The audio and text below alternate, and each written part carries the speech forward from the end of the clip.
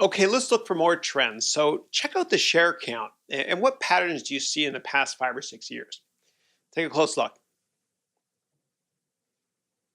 The pattern you see is that there are fewer shares. There's actually about 100 million fewer shares every year in the past couple of years.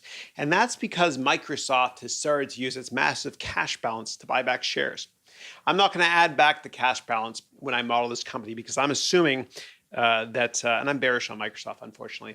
I'm assuming that they're going to use that massive cash balance to buy back shares over time. Okay. And so what happened with Microsoft is they kind of transitioned from a growth stock into a value stock, and the stock really didn't really move much in 10 years. Okay, it didn't really move very much because it was in no man's land, right? It was a growth stock for the 80s and 90s. It was a Wall Street darling. Okay, growth investors loved it.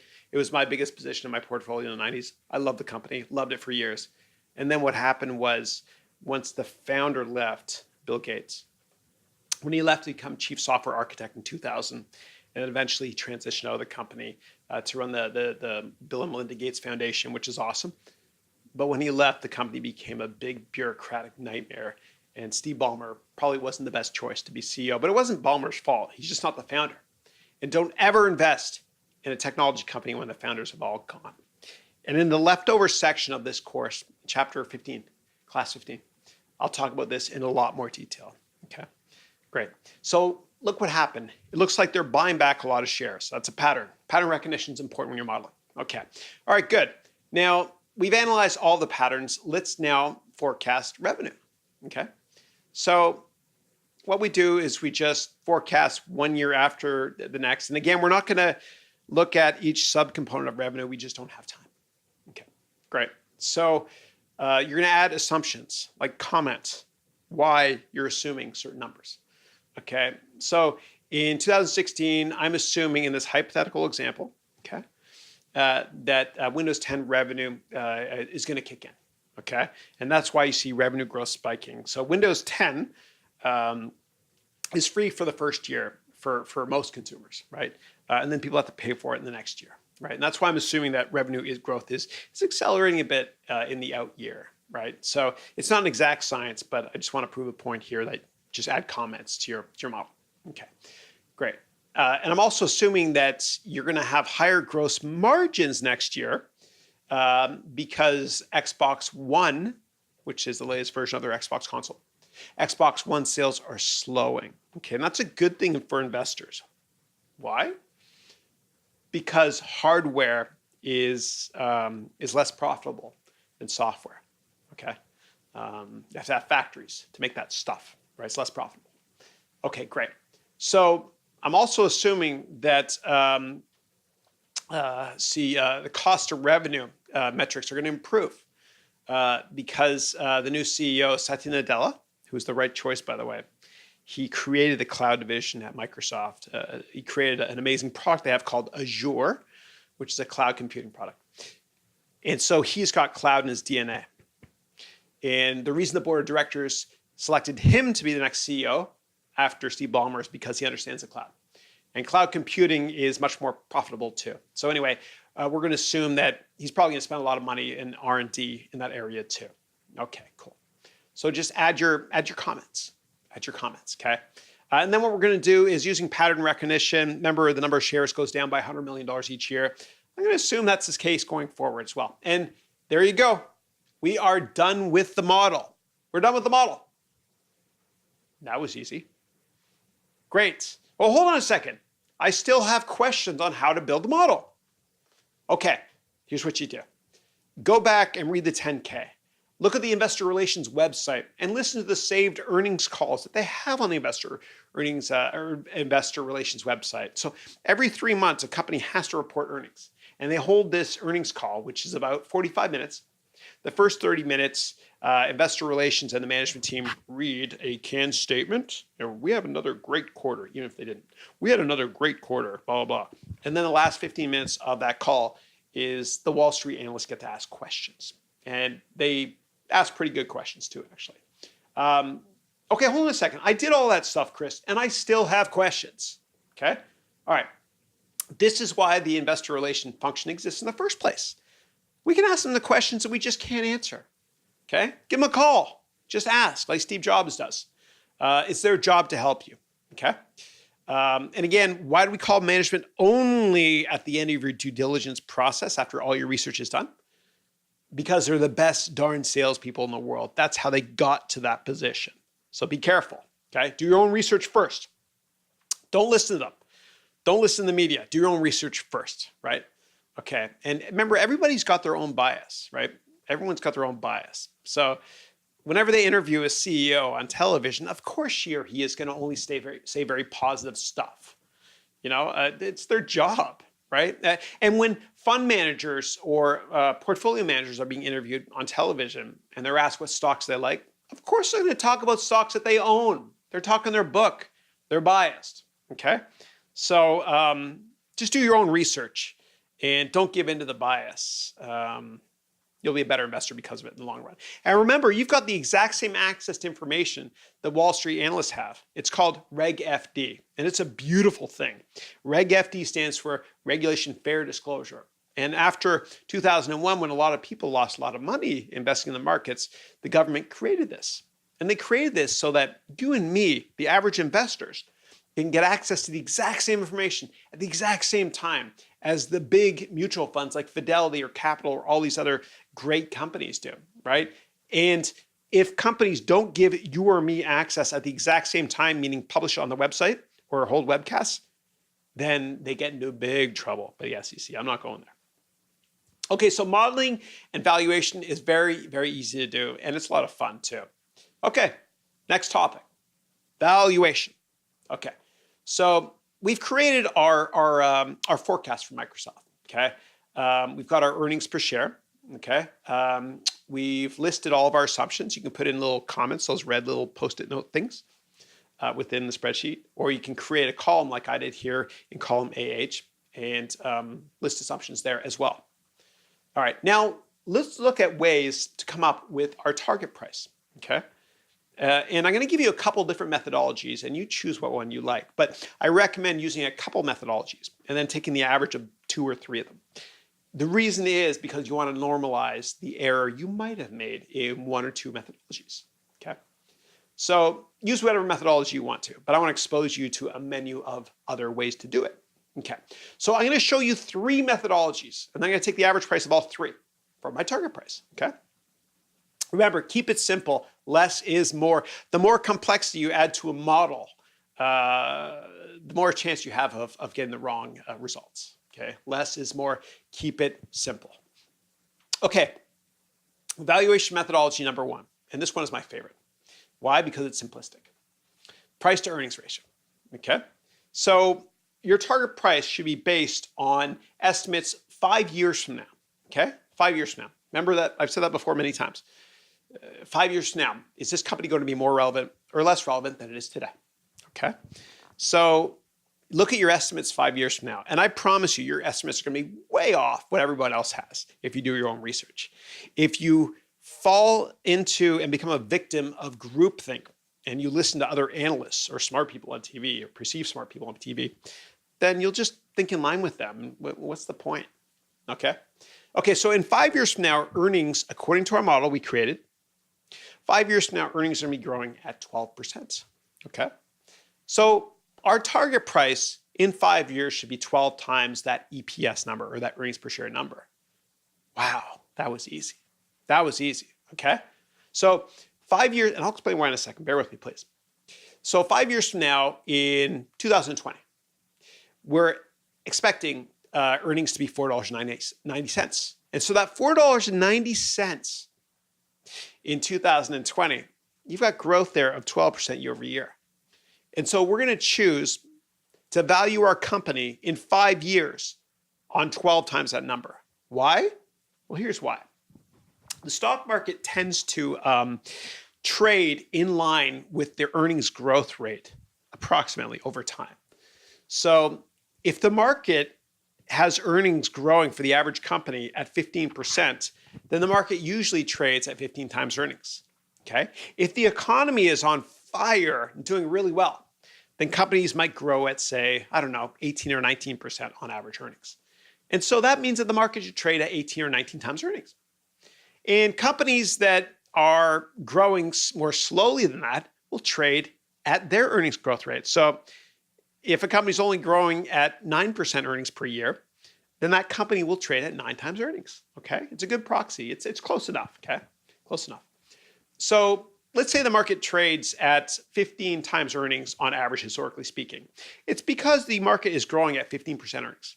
And so again, if you have a company that's growing at 25% earnings, usually, in most cases, that company will trade at 25 times earnings. And again, if a company is growing at 8% earnings, usually that company will trade at 8 times earnings. Okay, it makes sense, right? So Microsoft, in 5 years, according to our model, will be growing at 12%.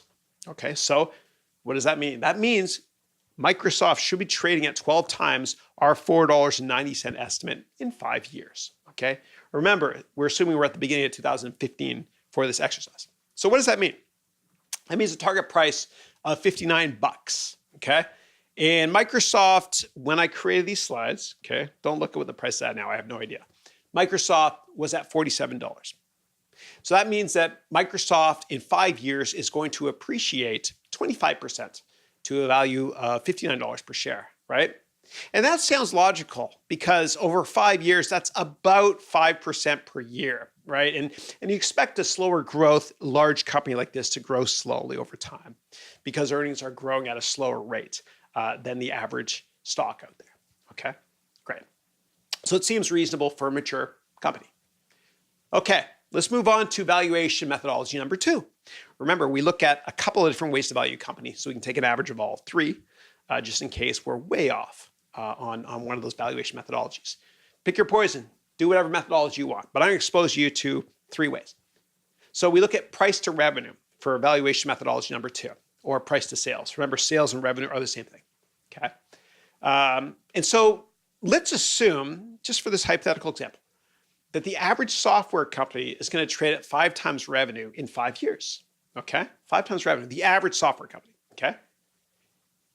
And Microsoft is a big mature company, and so it's going to grow at a much slower rate than the average software company, right? Let's just say it's growing at 70% of the rate of the average software company. So instead of trading at 5 times revenue, in 5 years, Microsoft will trade at 3.5 times revenue. Okay, makes sense. 3.5 over 5 is 70%. Okay, so the market cap should be $504 billion in 5 years. How do we get that number? Well, we basically took 3.5 times our revenue estimate in 5 years. Okay, that gets us to a market capitalization, or the value of the company, at $504 billion in 5 years. Microsoft's a big company, man. Wow. All right, so the market cap is $372 billion today. So that means you get about 35% upside, okay? So, here's the math on it. So in 2020, we assumed that there'd be about $144 billion in revenue. Microsoft's massive. And then we multiplied that by 3.5 times. Why 3.5 times? Because the average software company in 5 years, we're assuming, is going to trade at 5 times revenue, and Microsoft is growing at 70% of the average company, so 3.5 times. Okay, capiche? Makes sense? Good. Okay, great. So remember, valuation methodology number 1, which was price to earnings, which is my favorite. You saw 25% upside to our target price for Microsoft. Let's look at valuation methodology number 3, and then we'll take an average of all 3, okay? I don't like this next one, but it's important for me to show it to you. Okay. DCF. DCF stands for discounted cash flow. And a lot of people like to use DCF because the value of a company today is basically the value of all the future cash flows of this company, longer term. I'm not a fan. It's not an exact science, but we're going to do it anyway. And let me just tell you why I'm not a huge fan right now.